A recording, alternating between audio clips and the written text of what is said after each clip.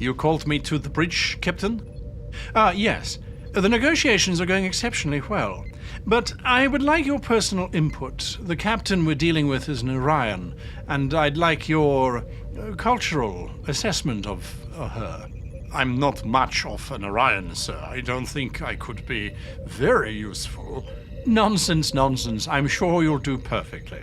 This captain is ruthless, bloodthirsty, but I don't think she's too smart. Right. Resume communications. The GM spends 2 threat. Oh no. Hello, Mother.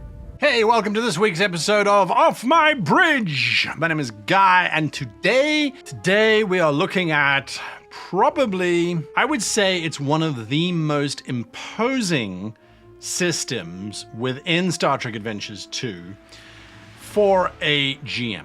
I'm talking about threat. As a result of it being a metagame tool, it means that as GMs, we need to use it for all of its currency as a metagame tool. What do I mean by that? In the book, there is one very specific way of using threat, and they outline all of the different ways in which you can use threat. There is one kind of underlying use of threat hinted at in the book, and then there is the third way of using threat, which is my own way. And it really isn't mentioned in the book too much at all, but it is probably the most powerful way of using threat. So sit back and get ready to be the most maniacally devious Q you could possibly be. Threat basics.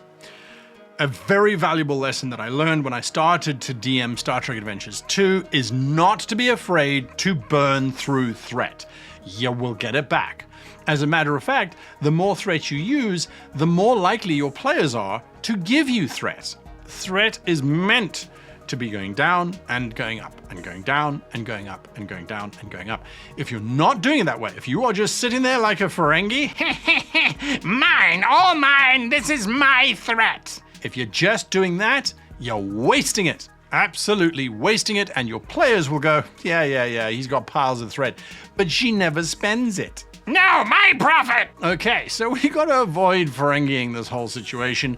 You need to use it. So there are a whole bunch of ways of generating threat. Complications when your players rolling to do their tasks and they go, oh, I've got a complication, I'm turning it into threat. When your NPCs score more successes than they needed to, you get threat. Whenever the PCs fire torpedoes, generates 1 threat, because torpedoes are bad, apparently. You get threat when your players buy momentum dice using threat rather than momentum. The basic way of using threat is to generate a complication. Costs you 2 threat. Okay, I'm going to complicate the situation by saying that they've got a duranium alloy hull, so the resistance goes up by 1. Obviously, you can spend 2 threat to ignore a NPC complication. Gul Dukat is trying to convince the player characters that they should surrender, and he rolls and he gets complication. No, I'm going to spend 2 of my threat to ignore that. You've got to spend your threat. Obviously, you can use threat like momentum for your NPCs. Gul Dukat needs more score. He needs more dice. He needs to make that difficulty number. Okay, I'm just going to spend threat like you are spending momentum. Now, one of the direct ways in which you can spend threat is something that I, as the GM, am very nervous to use, because it is a significant change to a scene, and unless you have narratively established that this could have happened, it feels very forced if you just spend the threat. And that is called reinforcements. 1 threat to add a minor NPC. 2 threats to add a notable NPC. That's already changing the situation quite dramatically to add in these extra characters. Where do they come from? Why were they not involved in the first place? Okay, it's guards that overheard the firefight. Cool. That's fine. But 2 threats to introduce another NPC into the scene? The player characters might become outnumbered very, very quickly if you spend quite crazily on that one. Look at me spending all of this threat. In Starship Combat, you spend the threat equal to the ship's scale. I'm going to add in a scale 5 ship It's just cost me 5 threat. I've got 15 of this stuff. That really doesn't make a dent in my threat pool. But adding in a scale 5 starship into a battle where there's only scale 4 ships? Holy profits! That would be catastrophic for the player characters. We're not talking a minor change here. That would be a catastrophic change. Unless it's a scale 5 garbage scow, that's already an intimidating additional entry into the situation. I have not yet tested that out. On paper, I'm looking at it going, so those are the basic ways in which you can spend threat. Pretty straightforward stuff, not that complicated. The second function of threat is a balancing mechanic. It is meant to be able to allow you as the game master to make sure that if the players are just flying through everything, because they're really skilled, they're really talented, they know what they're doing, they've got their stuff together, they're making all the right calls, they're just sailing through everything that you've planned. Threat is a metagame tool that everybody acknowledges, like Momentum. It is here to allow you to now bring up the level of your situation, of your scenario. Now I'm going to add in reinforcements. You guys are not having a problem here. I'm going to just increase the traits in this space. I'm going to give the potency increase. I'm going to make it worse. And I'm just spending threat to do it. And I've got this built-in mechanic that allows me to do that. I'm not stuck because my planning session that I spent earlier on coming up with the scenario, I didn't take into account your brilliance. Now I can on the fly. The book also has 2 mechanics for threat, which I'm still of 2 minds on. And the reason for it is this is a threat spend that literally you spend and just change the entire situation without any kind of player interference whatsoever. It is designed as a way of you balancing the game, but also creating a moment in the game where everyone goes, oh, no. I'm not sure it needs a mechanic for it. That's maybe my old school GMing coming in here. But it exists. And they're called Reveal and Reversal. The Reveal costs you 4 threat.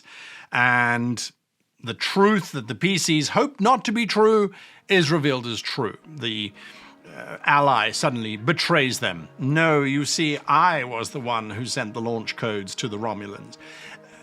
I feel like that should have been built into your planning as a GM before the game even started.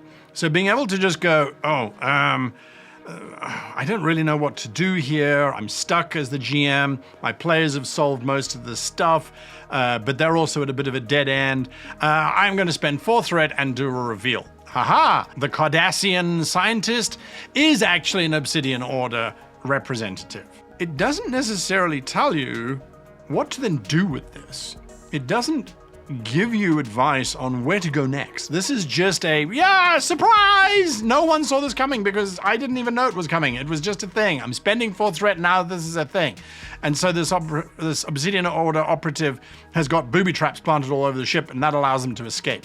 Or they can beam off of the ship, and you can't do anything because they've locked you out of beam control. So the reveal is this moment. It can be useful because it is in the rules. Yes, you can do this. You can suddenly just do this and hand wave it, going, it was all set up, it's all been happening in the background. There's been no clues whatsoever for this because I couldn't have given you any clues because there weren't any to give, but they were there. I don't know. That's up to you, personal use. The other one is the reversal. And this, it costs you quite a lot. It does cost you quite a lot. It costs you 2 threat per PC. 2 threat per PC. 4 PCs, 8 threat. Not a huge amount of threat in my opinion. And you can just say, and you are surrounded by the Breen guards and taken prisoner. You end a scene however you want as the GM. The players have no choice, no agency. The argument is that oftentimes this would happen in a TV episode right before the commercial break. Remember those things, commercial breaks? If you do, you're probably like me. If you don't remember commercial breaks, those were the irritating things that happened every 5 to 7 minutes in a TV show. The commercial break was designed to keep you wanting to watch more. What's going to happen next? So I'm going to sit through all these dumb commercials and then I'm going to carry on watching the show. So these moments were specifically engineered to keep you watching the channel. Using it in the game, the players might be going, no, but we can fight our way out of the situation. We've got momentum, we've got this, we've got that. And you're like, yes, but I don't want this very long, very boring combat. And actually, yes, you might take a few of them with you, but I could have an entire battalion here. So here's a threat, game over, you're taken prisoner. It can be useful if your players are not willing to go with the story. They should be fighting tooth and nail to get their way, to achieve their objectives. That's where the story comes from. But if your players are not smart enough to go, we're surrounded by 24 Breen, they are all pointing their disruptors at us. Folks, this is not good. With the GM being able to go, here's a threat, you all surrender and are taken prisoner, there's no stress damage, there are no wounds, there's no risk of death. You are now led to a new scene. This, I think, is really powerful. And by the way, as a GM, my advice to you, if you are using the reversal and you are taking your players out of that situation, make sure that the very next scene that you run, that is with SPCs. Supporting cast characters that your players now have to play for a little bit to figure out what happened to their main PCs. Do not let them know what happened. Don't give them that satisfaction just yet. If you're going to use this kind of mechanic, you might as well use it properly. Those are all the ways in which Star Trek Adventures 2 talks about using threat. How do I like to use threat? Well, ironically, in the exact opposite way to the way in which the book suggests you use threat. The book says that threat should be hidden from the players under most circumstances, so they don't know how much threat you have as a GM. My contention, and I started this video by saying threat is a metagame mechanic, and we need to use it as a metagame weapon in our arsenal of tension and making players have to second guess themselves and their decisions matter. If the players do not know how much threat there is. If they are just throwing threat at you because they are ignorant, they're like, oh, he's probably got like 5. And you're like, I have 40. There's no limit on how much threat you can have. I feel your players should see the threat pool. They should constantly be aware of the threat pool. That makes it a metagame game that you are playing with the players. Buy more dice, spend threat. I've only got a few. Spend threat, create threat. Oh, you got a complication? Just give me some threat and I'll just add it to the pool. And then they suddenly, oh my goodness, look at how much threat he's got. We're gonna die. That's putting pressure on them to make better decisions, to try and find alternatives to just spending threat. It also makes them going, we're near the end of the session. He's gonna use that threat. So it's a wonderful little adjustment to tension around the table tool. It's a, hey player, you want to be reckless? You want to give me some threat? Or do you want to think about your situation?